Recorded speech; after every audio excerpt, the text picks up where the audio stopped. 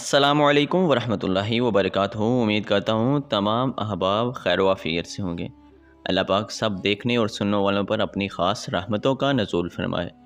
امام حسین علیہ السلام نے 9 محرم کو اپنے بھائی عباس بن علی بن ابی طالب کو 50 جوانوں کے ساتھ بھیجا کہ کچھ پانی لے کر آئیں، کیونکہ کل جنگ کا دن ہے، وضو کے لیے اور پینے کے لیے پانی کی ضرورت ہوگی۔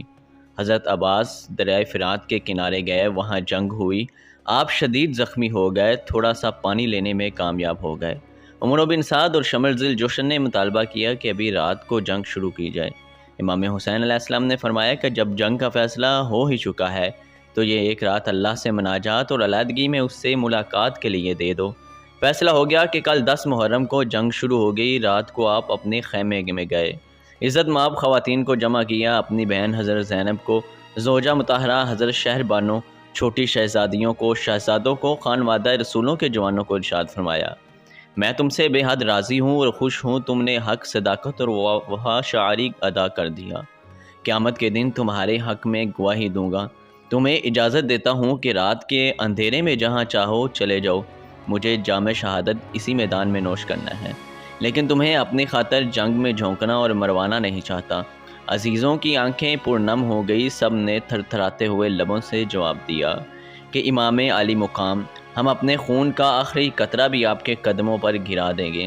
اگر آج آپ کو تنہا چھوڑ دیا تو کل اپنے خدا اور نبی کریم صلی اللہ علیہ وسلم کو کیا منہ دکھائیں گے؟ ہم آپ کی خاطر کٹ مریں گے، جانیں قربان کر دیں گے اور یزیدی لشکر کو بتا دیں گے کہ اہل بیت ایسے ہوتے ہیں۔ امام علی مقام نے رات بھر صبر کی تلقین کی، اہل بیت کے مقدس خیموں میں رات بھر تلاوت ہوتی رہی، سجدے ہوتے رہے، استغفار ہوتا رہا اور ذکر ہوتا رہا اور اللہ کی بارگاہ میں مناجات کرتے رہے۔ علی الصبح مارکہ کربلا بپا ہو گیا۔ سب سے پہلے یکے بعد دیگرے ایک ایک شخص آتا رہا اور قافلہ حسینی کے جوان یزیدی لشکر کے لوگوں کو واصل جہنم کرتے رہے۔ انہوں نے اجتماعی حملے کا فیصلہ کر لیا، لیکن ادھر سے ایک ایک جوان اس پورے قافلے کا مقابلہ کرتا رہا۔ سارے ساتھی جانثار شہید ہو گئے، اب صرف اہل بیت نبوت کے افراد رہ گئے۔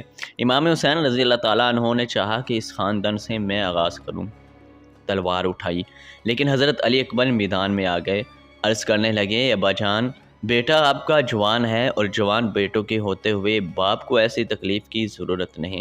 میدان میں پہنچنے جہاد شروع کیا۔ آپ کی تلوار جس سمت اٹھتی یزیدی فوج کے ٹکڑے اڑا دیتی۔ آپ نے انہیں گاجر مولی کی طرح کاٹ کر رکھ دیا۔ پھر آپ کا گھوڑا زخمی ہو گیا۔ حیدری خون اور حسینی شجاعت نے یزیدی لشکر کو مصیبت و مشقت میں ڈال دیا اور ان کے پرخچے اڑا دیے۔ امام حسین علیہ السلام چاہتے تھے کہ اپنے جوان بیٹے کو، شباب کے ماہ کامل کو، حسن کے ماہ تمام کو اپنی آنکھوں سے لڑتا ہوا دیکھیں، لیکن میدان کرب و بلا کی گرد نے ان کو چھپا لیا تھا۔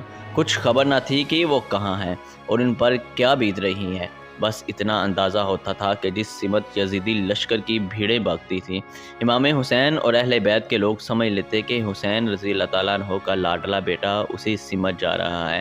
یہ علی حیدر کرار کا پوتا، حضرت محمد صلی اللہ علیہ وآلہ وسلم کا نواسا، دیر تک یزیدیوں کو واصل جہنم کرتا رہا۔ پیاس کی شدت نے آ گھیرا جس پر 20 زخم لگ گئے۔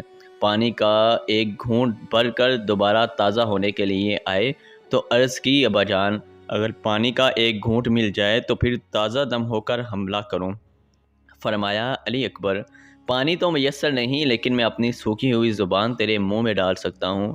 حضرت علی اکبر نے امام علی مقام کی سوکھی ہوئی زبان چکھی اور اس سے پھر تازہ دم ہو کر میدان میں پہنچے۔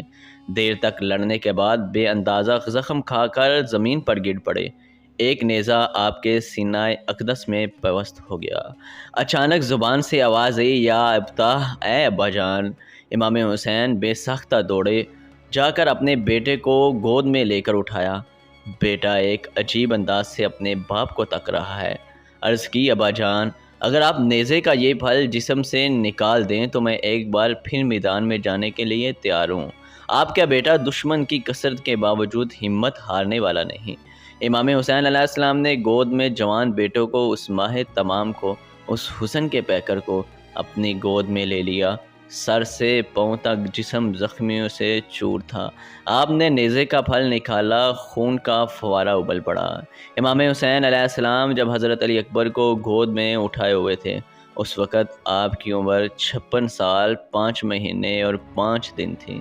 ابن عساکر لکھتے ہیں کہ داڑھی اور سر کا ایک بال بھی سفید نہ تھا، لیکن خون کے فوارے کو دیکھ کر اور جوان بیٹے کی روح قفس انصری سے پرواز کرتی دیکھ کر اتنا صدمہ پہنچا اور اس قدر غم داہک ہوا کہ جب جوان بیٹے کی لاش اٹھا کر واپس آئے تو سر اور داڑھی کے بال سفید ہو چکے تھے۔